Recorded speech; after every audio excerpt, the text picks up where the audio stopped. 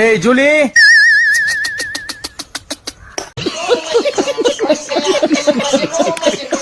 Julie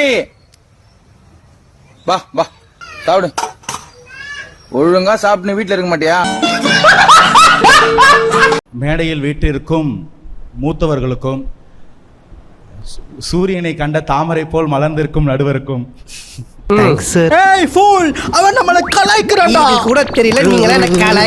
ஊடகவியலாளர்களை தாக்குறதையோ தமிழக வெற்றி கழகம் ஒருபொழுதும் ஏத்துக்காது. அது போல நடக்கக்கூடிய ஈவெண்ட் எல்லாத்துக்கும் தமிழக வெற்றி கழகம் சார்பாக மிக வன்மையான கண்டனங்கள் முதல்ல தெரிவித்துக் கொள்கிறேன். ரொம்ப நன்றி. அதே மாதிரி அந்த டிபேட்ஸ்க்குலாம் தாவேக்கால வந்து போக சொல்லுங்க. யாரையா கருத்து என்னன்னு தெரியும். தாவேக்கா வரும் 15 நாள் எந்த காரணமும் இல்லாம வராம இருக்காங்க. நீங்க நியாயமா நடத்துறீங்க நம்பி தான் வந்திருக்கோம். அது நியாயமா அந்த டிபேட்ஸ்க்கு சொன்னேன். இல்ல நியாயமா, ஏன்னா அந்த பேனர்ல எம்டிஏவே இருந்தது. ஆரம்பிக்கும் போது விவாதம் வேணாம். என்ன நடக்குது நீங்களே பாருங்க. ஏஞ்சி அப்படி போக சொல்லுங்க. இல்ல நான் கூட அங்க போய் நிக்கிறேன் மேடம். சத்தியமா உட்கார எனக்கு பிடிக்கல. கொஞ்சம் ஏந்திரிக்க சொல்லுங்க. இல்ல நான் ஏஞ்சி கூட அங்க போய் நிக்கிறேன். இன்னைக்கு இந்த டிபேட்ல முதல்ல அண்ணன் கேட்ட சில கேள்விக்கு பதில் சொல்லிடலாம். கம்யூனிஸ்ட் தோழர்கள் என்னைக்கு நியாயத்து பக்கம் நிப்போம், அப்ப எப்படின்னு திமுக பக்கம் நிக்கிறீங்க? சொல்ல முடியாதியா? சொல்ல முடியாதா? தூய்மை பணியாளர்கள் போராட்டம் பண்ணும்போது நைட்டு போய் போலீஸை விட்டு அடிச்சு துரத்துறாங்க. அப்ப படம் பார்த்துக்கிட்டு இருக்காரு முதல்வர். அன்னைக்கு பேச முடியல. ஏன் அது வந்து போர் வரும்போது முதல்வர் சொல்றாரு, என் பெயர் ஸ்டாலின், நானும் ஒரு கம்யூனிஸ்ட் அப்படின்னு. குச்சமே இல்ல. அந்த போராட்டத்துக்கு பதில் சொல்ல இன்னைக்கு வரைக்கும் எந்த போராட்டத்தையும் முதல்வர் பார்க்க உள்ள பதில் சொல்லவும் இல்ல. ஆனா கம்யூனிஸ்ட் தோழர்கள் அங்கேயே இருக்கிறதுக்கு சூஸ் பண்றீங்க. இதுக்கெல்லாம் யார் காரணம் தெரியுமா? காசு பணம் கட்டு மணி மணி. எலெக்ஷன்ல எல்லாருக்கும் இளைஞர்கள் மேல அக்கறை வந்துருச்சு. முதல்வர் என்னடானா இளைஞர்கள் கூட வைப் பண்றாரு, ஸ்கூல் பசங்களை கூப்பிட்டு வந்து ரீல்ஸ் போடுறாரு. என்ன திடீர்னு இளைஞர்கள் மேல கரிசனம் அப்படின்னா என்ன திடீர்னு பாசம்? அது ஆரம்பத்துல இருந்து இருக்கு. நான் தான் அதை எஸ்டாப்லிஷ் பண்றது இல்ல. என்ன திடீர்னு இளைஞர்கள் மேல கரிசனம் அப்படின்னா மொத்த இளைஞர்களும் ஒரு சைடா சாஞ்சிட்டாங்க போல இருக்கு. அத வேற ஞாபகப்படுத்திட்டீங்க. நெஞ்சமெல்லாம் பொண்ணு அறக்கு தம்பி, மறக்க முடியல.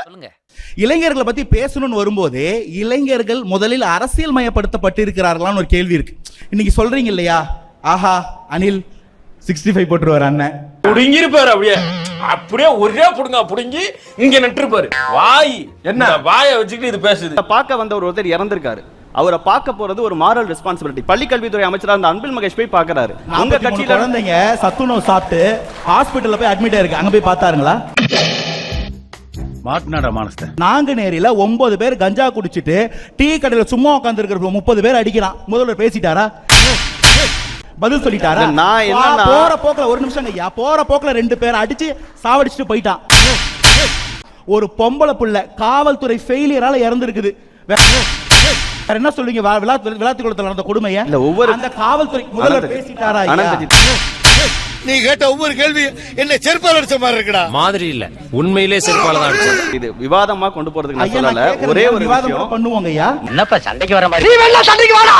நீ வேணா சண்டைக்கு வா. கரூர்ல துயரம் வந்த உடனே ரூல்ஸை ஃபாலோ பண்ணுங்கடான்னு கண்ணு கலங்கி வந்து நின்னீங்களே, அந்த ரூல்ஸை சத்துணவுல ஏன் ஃபாலோ பண்ணலன்னு நான் கேட்கிறேன்.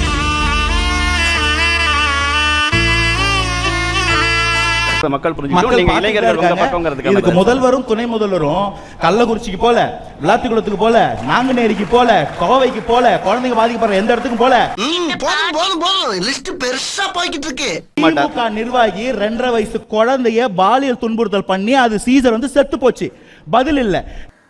எப்பா சரியான விஷக்கிருமியா இருக்கான். உன்னை பத்தி நான் கூட என்ன ரசிக்கிறேன். நீ சீப்பாளா இருந்திருக்க. போடா மூஞ்சி லட்சக்கா துப்பிடுவேன். திமுக காரம் பண்ற அட்ராசிட்டிஸ்க்கு ஒரு வீடியோவே வருது. 5 ஆண்டுல 40,000 போக்சோ வழக்குகள் பதியப்பட்டிருக்கு. நம்ம குழந்தைங்க அந்த லட்சத்துல பாதுகாப்புல இருக்கு. இதுக்கு ஒரு அறிக்கை கிடையாது. எனக்கு ஒரு மாதிரி கேவலமான மாதிரி இருக்குடா. ஐயோ மச்சான், நீ கேவலமானடா, ஒரு மாதிரி கன்றாவியானவன்டா. 2 வயசு குழந்தைக்கும் பாதுகாப்பு இல்ல, 70 வயசு பாட்டிக்கும் பாதுகாப்பு இல்ல. என்ன நாடு இது? எங்க கொண்டு நிப்பாட்டி இருக்கீங்க தமிழ்நாட்டை? இப்படி எல்லாத்தையும் கெடுத்து மாணவர்கள் இளைஞர்களுடைய தலையெழுத்தை நாசமாக்கி சூனியம் பண்ணி வச்சுட்டு 2.0 கேக்குறாருங்க.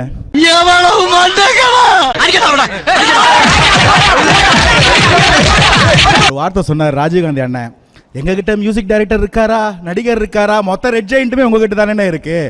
மொத்த சினிமாவுமே அங்கதான் இருக்கு.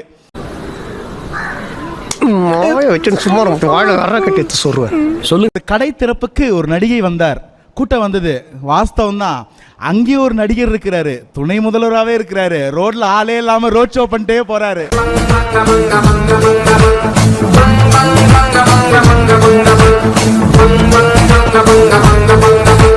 யாருமே இல்லாத கடையில யாருக்குடா தியாத்திர? உன் கடமை உணர்ச்சிக்கு ஒரு அளவே இல்லையாடா? போகும்போது கார்த்திகேயன் அவன் சொன்னாங்க, பயந்துட்டாரா? சிபிஐ ஆபீஸ்ல இருந்து சன்ரூஃப் ஓபன் பண்ணி அங்க இருக்கிற மக்களுக்கு கை காட்டிட்டே வராரு. அவரை பார்த்தா உங்களுக்கு பயந்தவர் மாதிரி தெரியுதா?